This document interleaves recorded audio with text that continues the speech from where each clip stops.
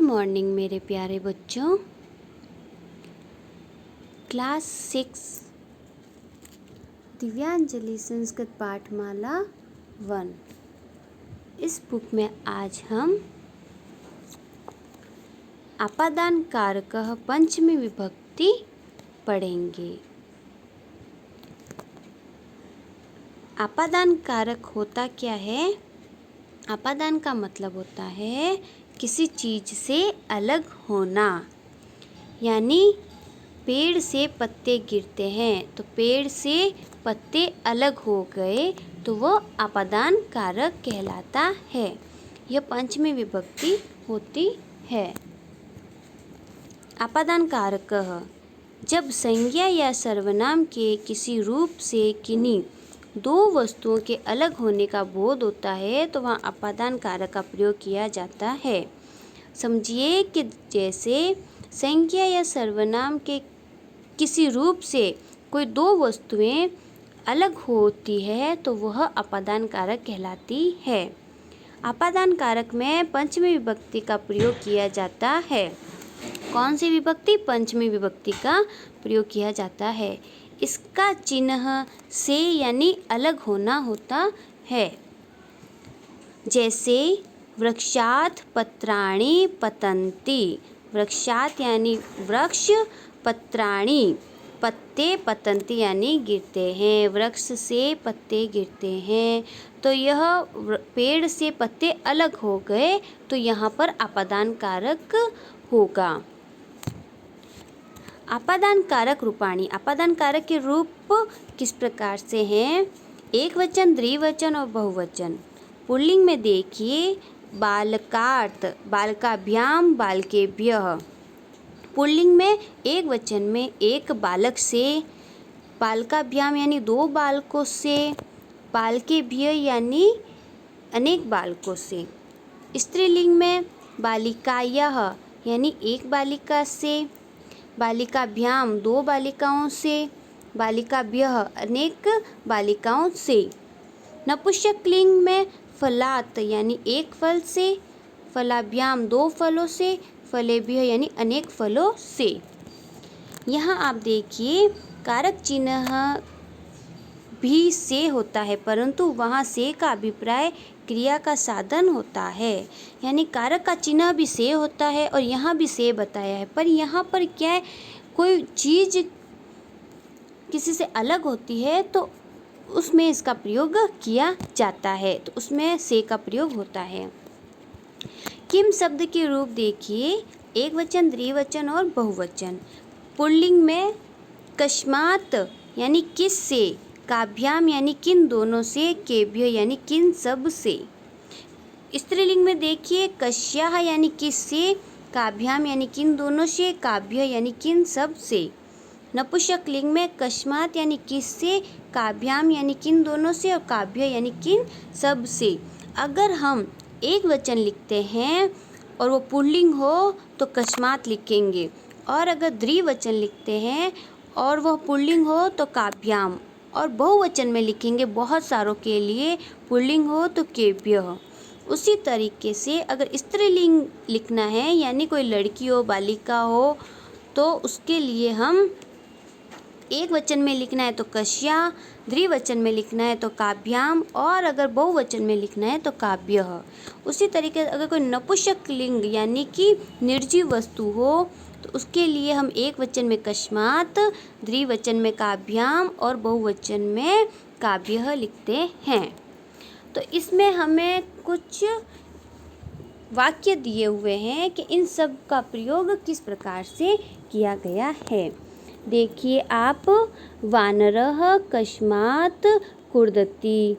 वानर का मतलब होता है बंदर। बंदर कस्मात् यानी किससे, कूर्दति यानी कूदता है। बंदर किससे कूदता है? तो इसका होगा शः वृक्षात् कूर्दति। यानी शः यानी वह, वृक्षात् यानी वृक्ष से, पेड़ों से, कूर्दति यानी कूदता है। आगे देखिए कृषकः ग्रामार्थ आगच्छति। कृषकः यानी किसान, ग्रामार्थ यानी गांव, आगच्छति यानी से आता है, गांव से आता है, किसान गांव से आता है। उसी तरीके से देखिए, शिखा कस्याः आगच्छति। शिखा कस्य यानी किससे, आगच्छति यानी आना, शिखा किससे आती है। सा कक्षायाः आगच्छति यानी वह कक्षाया यानी कक्षा से आती है, आगच्छति यानी आना। फिर देखिए, शिक्षायाः विना जीवनम व्यर्थम अस्ति। शिक्षा यानी शिक्षा के विना का मतलब होता है बिना, जीवनम यानी जीवन और व्यर्थम यानी बेकार, व्यर्थ। तो क्या कहा, शिक्षा के बिना जीवन बेकार है। फिर देखिए, केभ्यः निर्झराः निगृह्णन्ति। केभ्यः यानी किन से, निर्झरा यानी झरना, निगृह्णन्ति यानी निकलते हैं, किन से झरने निकलते हैं। तो पर्वतेभ्यः निर्झरा निगृह्णन्ति यानी पहाड़ों से झरने निकलते हैं। फिर देखिए, गृहार्थ बहिः वृक्षाः सन्ति। गृहार्थ यानी घर के, बहिः का मतलब होता है बच्चों बाहर, वृक्षाः यानी पेड़, सन्ति यानी है, घर के बाहर वृक्ष हैं। प्रकाशः कस्मात् प्रभवति यानी प्रकाशः का मतलब प्रकाश, रोशनी, प्रकाश कस्मात् यानी किससे, प्रभवति यानी उत्पन्न होता है, प्रकाश किससे उत्पन्न होता है। प्रकाशः सूर्यात् प्रभवति। प्रकाश सूर्य से उत्पन्न होते हैं। बालकः शाप्रात् बिभेति। बालकः यानी बालक, शाप्रात् यानी सांप से, त है सांप से, बिभेति यानी डरता है, बालक किससे डरता है, सांप से।